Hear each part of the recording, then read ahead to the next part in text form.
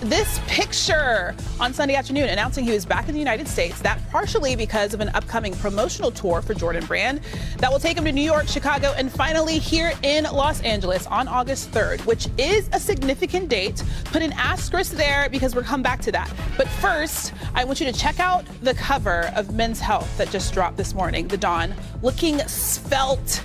He heard the doubters, and he's been putting in work, putting the rest of the league on notice. He looks a little tan, too. He's been out in the sun. We love to see it. Look at who we have here. Hall of Famer Mark Spears, our NBA reporter covering all things Lakers, David Benjamin, and I am Christine Williamson filling in for Malika Andrews. The cover, Luka Doncic. He looks good. He looks amazing. Super amazing. Yeah. I think when we think about this 10 years from now, there's things that happen in life, and I think you guys can attest to this, where you say, it all worked out. Yeah. It all worked out. And while it did, and Dave knows, cost him some money. That's right. I think 10 years from now, Luka's going to say it did work out for the better. I mean, when you look at this transformation, a Mavs fan, maybe Nico is like, well, why didn't he do that with us? Right. Well, all of a sudden, he's looking like this. So I think this trade ended up with the teasing, the hate, the social media stuff, and inspired him. Yeah. And it ended up pushing him to get in this amazing weight that I think is not only going to make him an MVP candidate next season, it's going to make him have longevity in his career, keep him around longer. Like, look how significantly different that looks. And, you know, that's kind of the elephant in the room is like, you got to be accountable for what you were, but also love where you are. So I think this, again, there's some vitriol that won't leave from Dallas, but I think 10 years from now, they're probably like, you know what, thank you for doing that. Yeah. Thank you for making me a better me. Yeah, I think Luka says that. I think Mavs fans still have a lot of questions. Well, they got Cooper, so it all worked out for them. Yeah, maybe. And except TBD. for the rest of the league should be mad. That's true. Okay, so Dave, I mentioned that August date. With the Lakers this season, is the expectation for Luka to sign the extension? Yes, certainly. I mean, the Lakers, I'm told, are excited about the opportunity that sits in front of them, that they can put ink to paper to have Luka Doncic, this skinny Luka Doncic, become the new face of the franchise moving forward, whether that be for 3 years and he can become a free agent after 10 years of service in the league and, you know, really get a big contract at that point. It'd be $300+ million and be making close to $1 million per game. Or the Lakers will be able to offer him, coming this Saturday, August 2nd, in the neighborhood of 4 years, $229 million. And that could just be too big of a number to pass up rather than trying to recoup more money down the line. It's a major opportunity. And listen, this is the first time in Luka's career he has gone to Europe in the offseason, then come back to the States. Yeah. But to me, is a very significant decision by him, not just to promote Jordan Brand, of course, something to sign, but to end the trip in Los Angeles, where we're all expecting him to make a major commitment. Yeah, it could be the exclamation point on the end of his trip. What kind of year do you expect out of Luka this season, Mark? Destroyer, angry, MVP candidate. You know, there was this 42-inch vertical thing. I don't know about all that, you know, but I think he's going to be more bouncy, taking the ball to the hole. We've seen angry Luka, but angry Luka in this kind of shape, like how dangerous a superhero can that be? Yeah. And think about it, the way he has transformed his body. It was the discipline, right? Cutting out gluten, low sugar, intermittent fasting. Low-cal Doncic.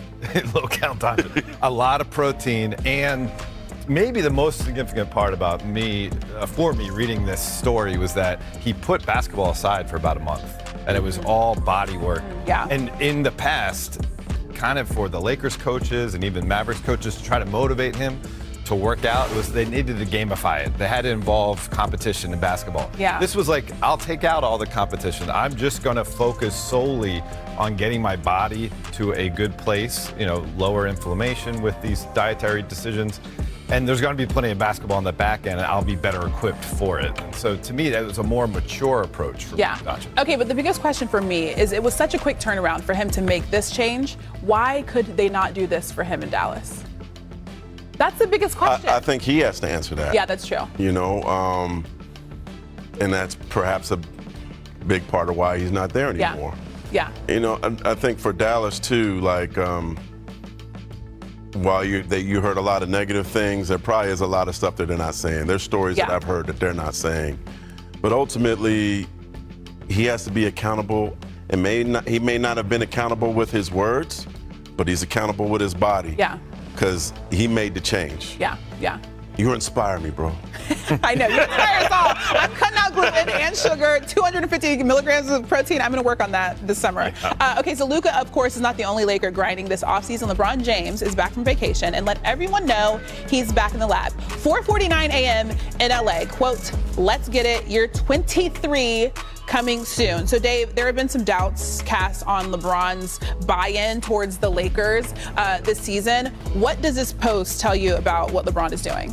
He's extremely motivated for the opportunity in front of him. Kind of the last national conversation we had about LeBron was where's his head's at, because Rich Paul issued a statement to Shams Charania when LeBron opted into the 23rd year of his contract, and it was, well, we better have this team be very competitive, or, LeBron recognizes he only has so much time left in his career and will prioritize finding a winning situation.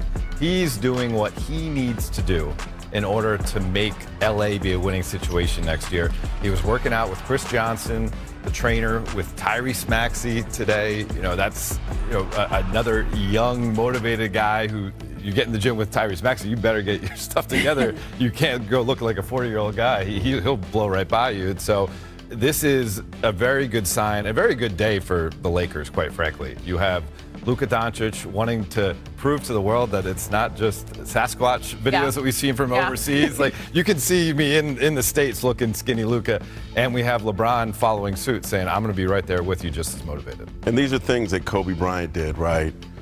Kevin Garnett, I remember going to watch him work out at 7 a.m. in the morning in Las Vegas on a Labor Day weekend. Like, who does that? Kevin Garnett does that. And he wanted to be there at 5 a.m. They wouldn't let him into 6 because it was a holiday weekend.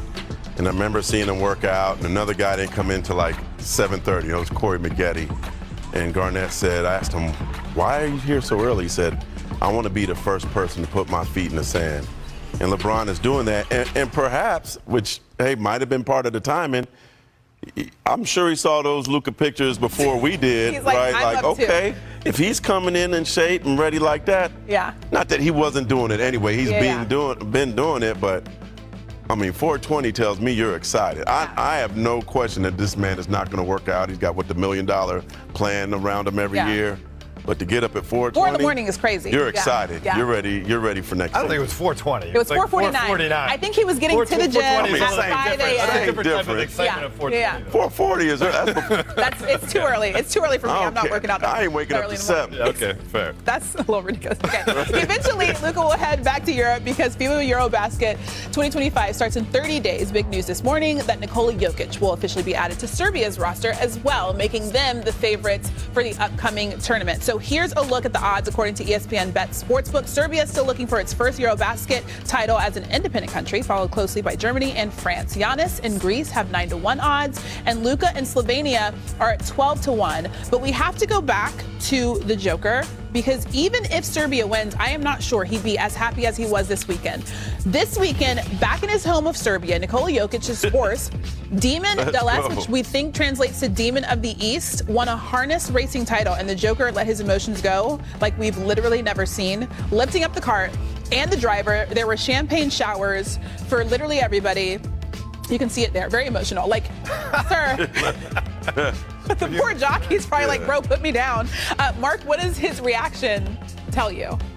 Man, it looked like he's at City Park. I mean, this ain't the Breeders' Cup, right? This is, I've been there. It's not Look that. Look at him when he won the finals. But look, when he won the finals, it was in 5 games. So perhaps that was a reason why he wasn't as emotional. Although I did hear that he was like, what, I got to stay for a parade? I'm ready to get back to my horses. So it's okay to have other inspirations, I like vinyl and wine. Okay. So you cry. I'm happy for him. I cry when I get a good bottle of Cardinal. Okay. I think this is just great, like work-life balance, right? He's going to be playing more basketball pretty soon for Eurobasket, but go make sure that you're enjoying your life, enjoying the fruits of your labor, and that can refresh you mentally, physically, everything. That horse must have had really bad odds, right, to be. He's that emotional. Okay, but this is how I look at it. I see, you love your mom and you love your husband I'm saying I don't have one, but you know what I mean. You love different people differently. I don't think any of us. So you're right. So when you think about it, it's like if your kid were to win something versus you yourself. So that's how I see Joker's reaction. I like that. Isn't that a good? That's a good comparison. analogy. Yeah. Okay, we'll take that. We had a packed weekend in the W. It's time for NBA Today. Big three top plays of the weekend. Valkyrie's in it? Maybe. And number 3, we start with the Liberty. Sabrina Ionescu, her New York Liberty, taking on the Phoenix Mercury. And you already know what she does. She shoots threes from the logo. Yeah, duh. And again, I talked to her dad during the WNBA All-Star Weekend. He said she's never coming back home. She's going to play in New York forever. forever. Love that for Sab. All right, number 2, Erica Wheeler, the Storm visiting the Mystics. I want you to look at this. Wheeler pushing it in transition, pulls up for 3. Oh. 29 feet for her. Cashes it in. That was the end of the third quarter. Storm are sneaky this year. Yeah. You don't want They to are. play them in the playoffs. All right, number 1. Ooh, I met her Kia too. Jackson. She's This dope. was crazy. Did you see this? Sparks I did Liberty, see that. game tied 99-99. Seconds to go, and then she does Backwards. that. Game time Game winner. Gives On the Sparks road. the 101-99 win. against the champs. Sparks are getting healthy. Okay. They have a little late. She's nice though. She is. She promised me she'll be an All-Star next year. All right, still to come on NBA Today, a pair of iconic MVPs teamed up in Toronto, but we crunched the numbers. Who had the more dominant MVP year, SGA or was it Allen Iverson? Plus, Ja Morant threw down one of the best dunks of the summer. We are running back the best jaw-dropping dunks of his NBA career. All that coming up on NBA Today.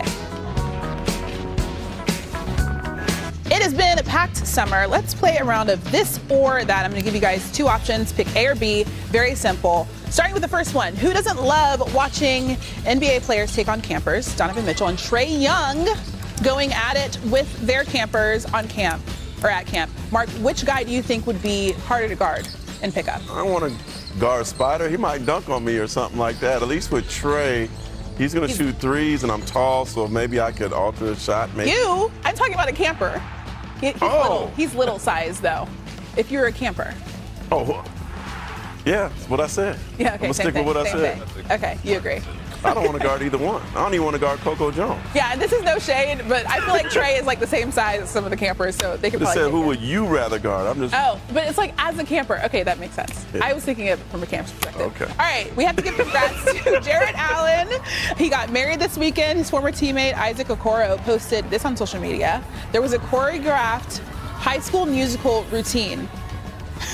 Who has the better moves? Do you think it was Jarrett Allen or Dean Wade?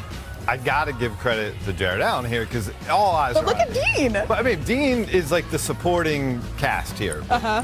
Jared has to be the star and the starring man next to his beautiful bride. So all the pressure's on him to make sure he does it right for her. Dean Wade, it's just all Nobody cares. great. He looked like Yeah, he's just back there. like trying to He's go back as there. it's Dean going Wade, credit for being a good teammate, but Yeah. it's all on Jared. But he does look like he could be in High School Musical. A couple of MVPs hanging out. SGA holding his basketball camp in Toronto. And guess who was there? You already see him. AI. Allen Iverson, obviously. Shea, the reigning MVP, and AI won the award in 2001. But how similar are the two? Here's a comparison of Allen Iverson and SGA's MVP seasons. Both led the league in points per game and free throws made per game. Huge difference in field goal percentage, though. And SGA also won Finals MVP, while the Sixers lost to the Lakers in 5. Mark, who had the best MVP season, SGA or Iverson? Man, Allen's gonna get mad at me. I'm gonna say Shea because he won a title. Although this performance, I was there that night, was one of the most incredible performances in finals history. And shout out to SGA's dad. Like, who gets Allen to come out anywhere? He must have got him a PJ. And Allen was actually asked about practice by one of the campers, and he said you need practice to be successul in life and everything you do. So.